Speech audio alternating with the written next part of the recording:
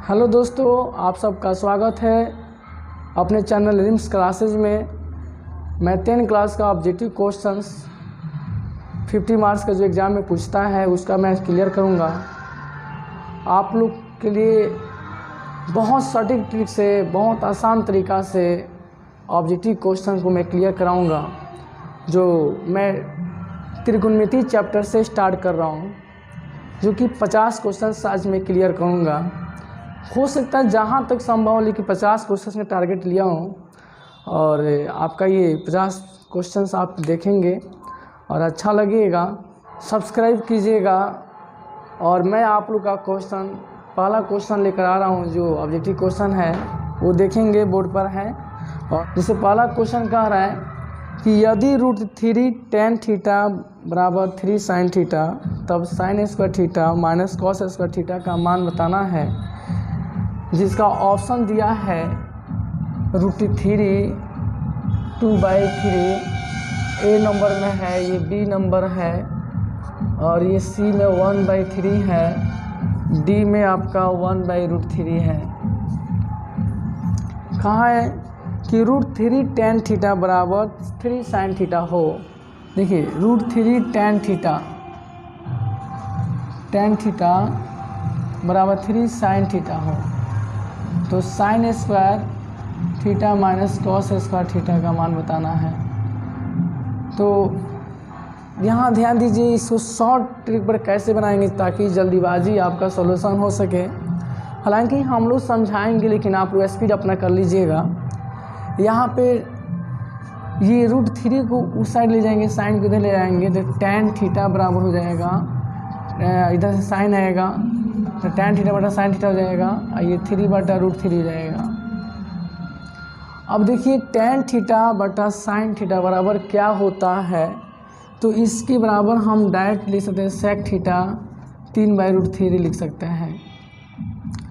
और नहीं तो आप ये भी देख सकते हैं, इसको रफ करेंगे तो sin थीटा बटा cos थीटा होता है, और ये पलटेगा, बटा के ही बटा हो रहा है, तो 1/sin थीटा हो जाएगा, तो ये बराबर आ जाएगा, फिर 1/cos थीटा हो गया बराबर sec थीटा हो गया।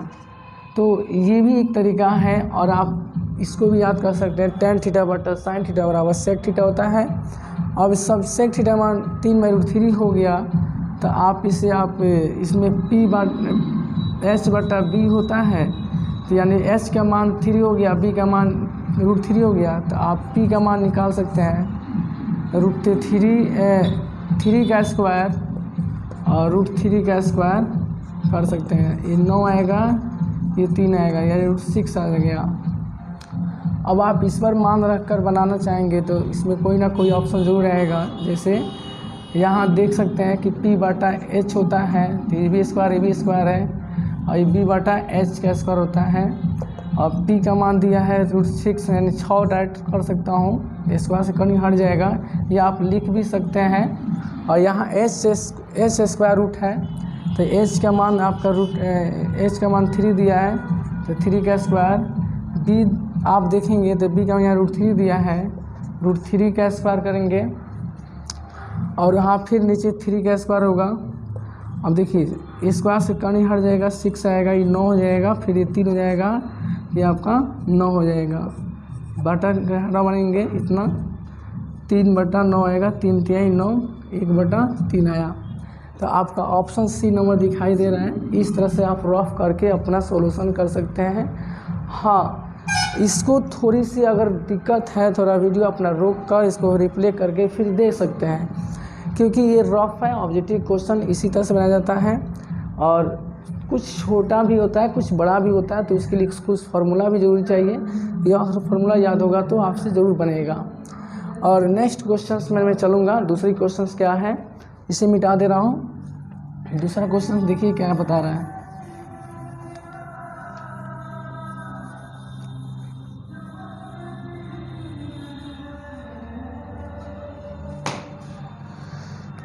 दूसरा क्वेश्चन इसका है कि do tan थीटा tan 30 है, 30 डिग्री 1 + tan² 30 डिग्री है। इसका मान बताना है तो इसका ऑप्शन दिया है साइन 60 डिग्री, कॉस 60, टेन 60, सेक 60 बता रहा है। इसमें कौन सा हो सकता है, तो आप ध्यान दीजिए, इसका सॉल्यूशन कीजिएगा ना तो ज़रूर उसमें से किसी का ना किसी का मान आएगा जो ऑप्शन में बोला हूँ। ऑप्शन पर ध्यान दीजिएगा मैं क्या बोला हूँ, और उसके बाद में यहाँ ऑप्शन भी आप देखना चाहते तो ऑप्शन देख सकते हैं। मैं बता रहा हूँ फिर से एक बार, आपका ऑप्शन है इसमें साइन 60 डिग्री, कॉस 60 डिग्री और टेन 60, सेक 60 है। आप ऑप्शन पर ध्यान दीजिएगा, इसमें सॉल्यूशन करिए। थोड़ा सा रफ करना होगा।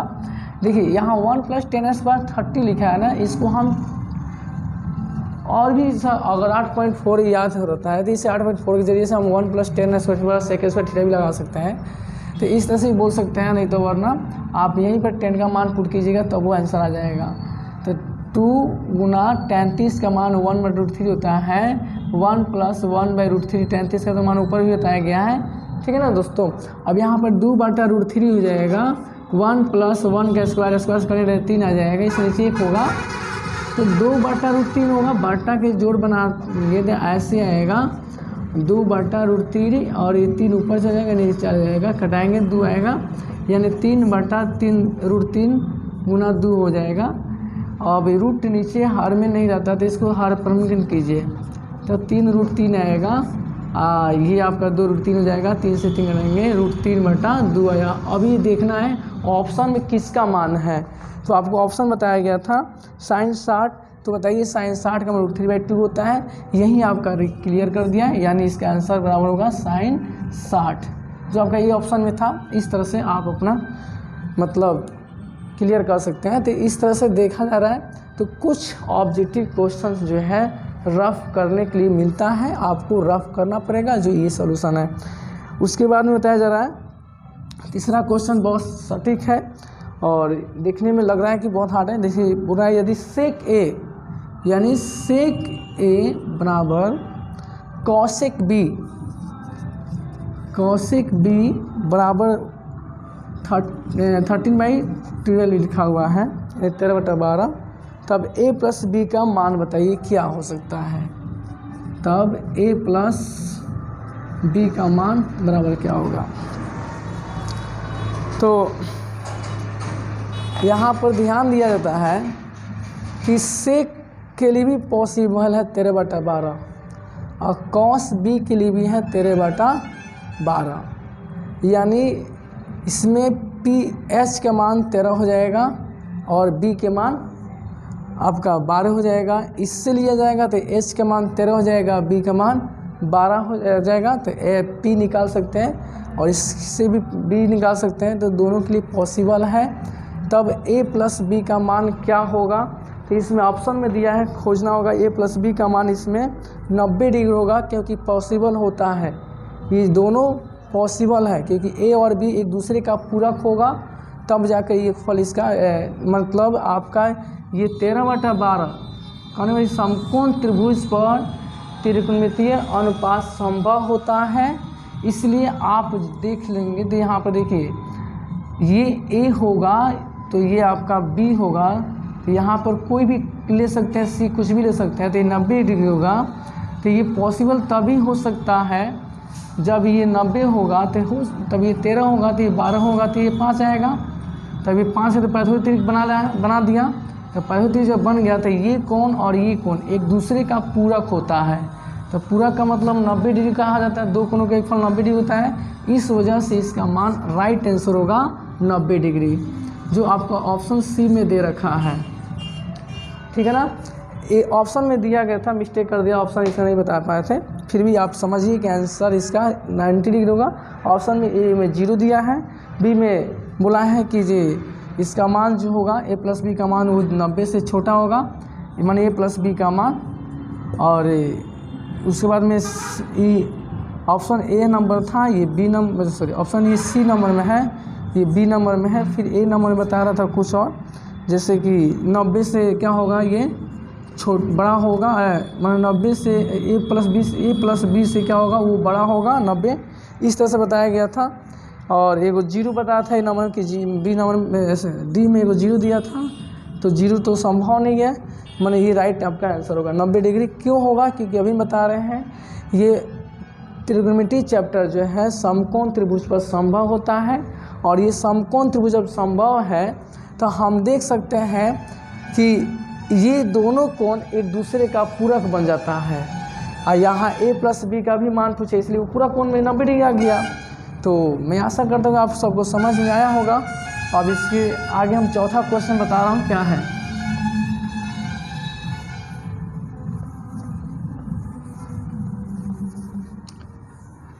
चौथा क्वेश्चन आपका देखिए क्या आ रहा है।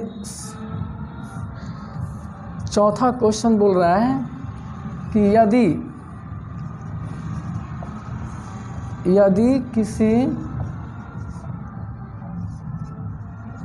त्रिभुज ABC में कोण A तथा कोण B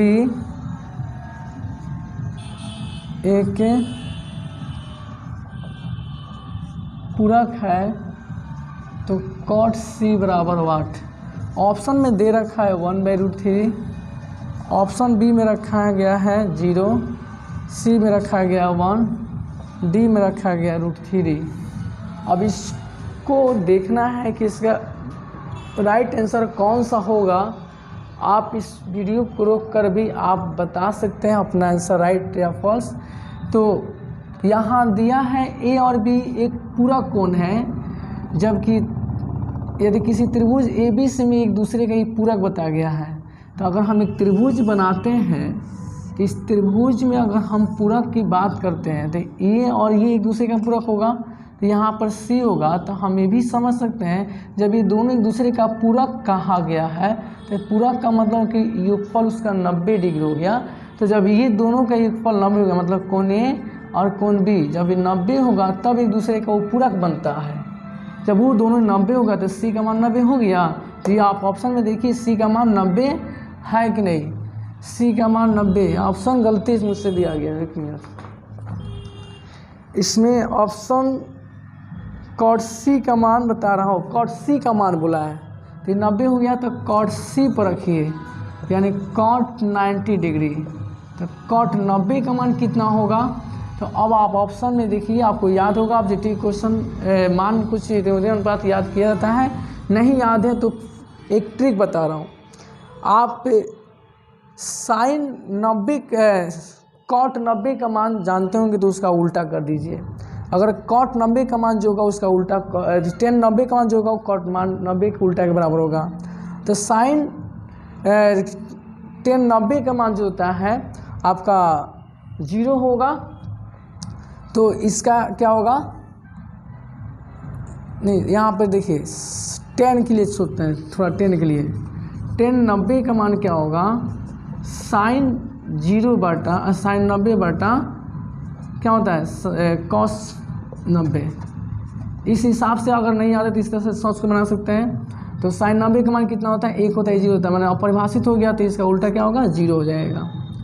देखिए हम समझा कर बता रहे हैं, आप डायरेक्ट भी मार सकते थे, टिक लगा सकते थे। मान लीजिए आपको याद नहीं है तो यहाँ पर से tan थीटा सूत्र साइन बटा cos थीटा होता है। तो साइन 90 का मान जो होता है ये होता है, जानते हैं सब कोई, cos 90 का मान 0 होता है।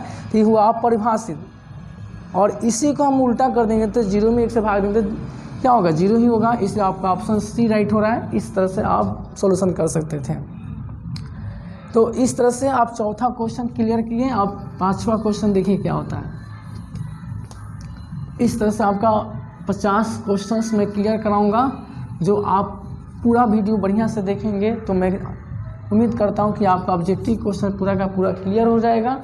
अब नेक्स्ट क्वेश्चन है छठा क्वेश्चन, यदि √tan थीटा बराबर, देखिए यदि √3 tan थीटा बराबर 3 sin थीटा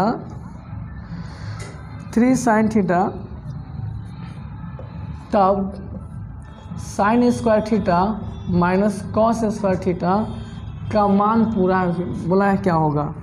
तो मैं ये कह सकता हूँ कि जो मैं अब 1 नंबर क्वेश्चंस बताया हूँ वही क्वेश्चंस को फिर रिपीट कर लीजिएगा तो क्लियर हो जाएगा, क्योंकि दोनों क्वेश्चन सेम आ गया है।